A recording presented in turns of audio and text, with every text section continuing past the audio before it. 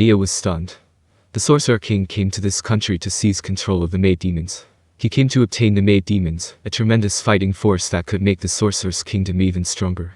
In that case, his first order to the Maid demon should have been for them to return to the Sorcerer's Kingdom. But instead, His Majesty. What a kind person he is. Is there a king out there who is so compassionate to the people of another country? No, it can't be, only the Sorcerer King is an exception. His Majesty really is justice. How amazing. I was right all along. Neia struggled to keep the heat from spilling out of her eyes. In that case, what does "as long as it does not mean my death" refer to? If you ask me to fight Jaldabaoth, I will refuse. It will be very difficult to escape if I face him. I see, Neia understood.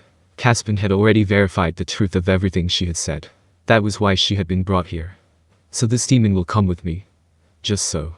Well, I thought of sending her to the Sorcerer's Kingdom as an envoy. Compared to that, well, once that's over and we learn information that we can trade. I was planning to have her join the search party we're sending out. That's because it's dangerous. Those people you picked out haven't found anything yet, so we can be sure that he landed in the hills. She did not know why Caspond's instructions were so vague. She peeked at the Maid demon's face and saw that it had not changed. She did not look worried. Of course, this Maid demon might not know what had happened to the Sorcerer King, and she probably could not imagine that the Sorcerer King was in dangerous territory. However, her blank face still made Neia very unhappy. Most importantly, could she let a demon like that use a familiar term of address like Ain Sama? No, of course not. Neia fumed. Not even she had addressed him in such an intimate manner. Isbaraja. Yes. Oh no. Nia's face was slightly red. She had apparently forgotten herself due to her distaste for the Maid demon. What's the matter? Is something bothering you? No. It's been only 3 days since the search started, so I think it might be a bit hasty to conclude that he fell there. I see. That does make sense. However, would it not be better to be prepared for anything? That is true. Alright. In that case, Maid Demon Kun. This is the 3rd time I have spoken to you.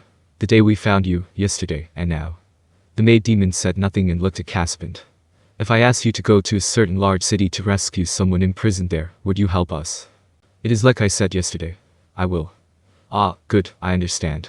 Then, I apologize for this, but would you mind returning to your room? Vice Captain Montaigne, if you would. He led the Maid Demon away, and they began speaking again once Gustav returned. Mr. Raja. Well, I do not know if I need to tell you all this. Possessing this information might mean the difference between success and failure when you infiltrate Kalinsha. Therefore, I will speak to you about a few things. The first concerns Jaldabaoth. Caspond told her what they had learned from the Maid Demon. It would seem she knew little about Jaldabaoth. Practically nothing, in fact. She did not even know what abilities or attacks or weaknesses he possessed. In addition, she did not know what Jaldabaoth was doing now or what his objective was. However, she had said that he would need a very long time to recover if he was severely injured. It was like how it would take longer to refill a larger vessel when the water level inside it decreased. And so, after learning about Jaldabaoth, the demihumans, and the other demons, Neia asked Caspond the question whose answer she wanted to know most of all. Can we trust her? We can't. We should kill her to be safe. That answer had been supplied by Remedios. Neia resisted the urge to ask if she could beat a difficulty 150 Maid Demon, and listen to Caspond's judgment. I find it hard to trust her. This might be one of Jaldabaoth's schemes. She might be a spy sent out in case someone like Momin appears, someone who can fight back against Jaldabaoth.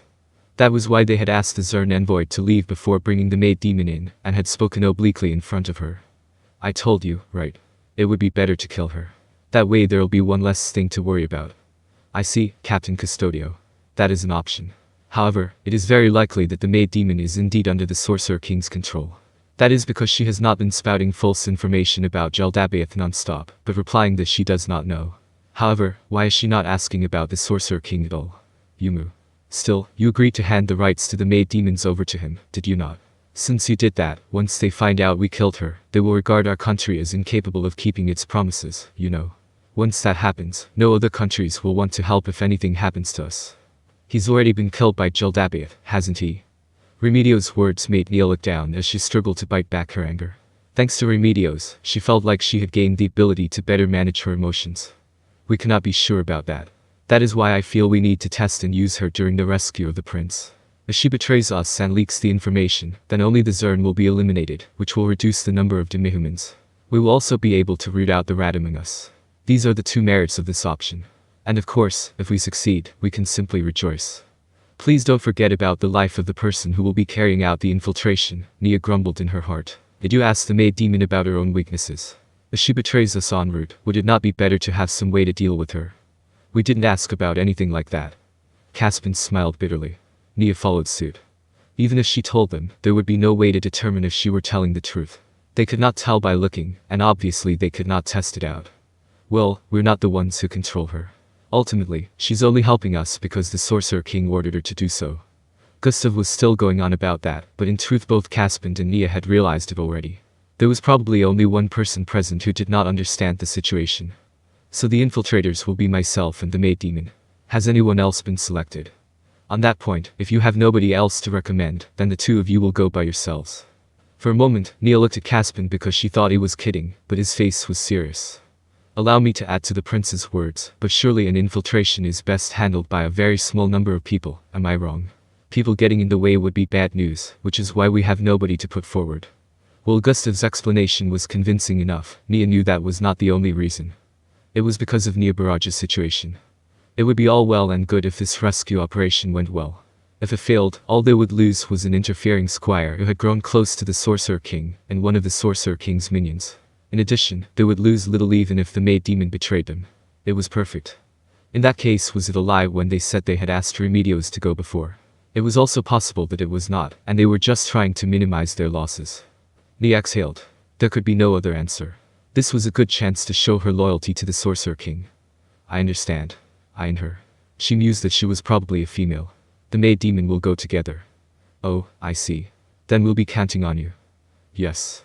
Then Vice Captain Montaignes will draw you a rough sketch of the city. Prepare yourself before you leave.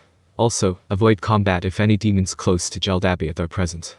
According to the maid demon and the Zern's information, Jaldabaoth was served by 3 great demons. These 3 demons were the ruler of the Abelian Hills, where the Demihumans lived. The overall commander of the invasion of the Southern Holy Kingdom. The one in charge of 3 major cities, who teleported between Kalinsha, Rimmon, and Prard. That seemed to beat. Therefore, if she was unlucky, the great demon in charge of the cities would be present. The great demon in charge of the cities apparently had no head, and its body was like a withered tree. It was 2 meters tall and had no wings or tail. It had clawed hands, and its slender body possessed an unimaginable strength. Also, it lacked a head, but it was still able to sense its surroundings, and similarly it could even read. As a demon, it had a truly fiendish physiology. Incidentally, the capital of Hobarns was apparently under Jaldabaoth's direct command, and not that of his aides. May I know who is stronger between it and the maid demon? In the maid demon's own words, she does not know. She wanted to see the maid demon's fighting ability just once. In particular, she wanted to know what weapons she favored and what special abilities she had. If she did not know that, they might suffer an unexpected defeat. The 3 great demons are both generals and lords. He probably feels that Demihumans are not suited for brain work, so he seems to have set up a dictatorial power structure. Therefore, the great demons handle much of the administration, and they have not appointed any successors or substitutes. If you can defeat them, you'll be able to deal the Demihuman alliance a devastating blow. That would satisfy the victory conditions you have laid out, my prince.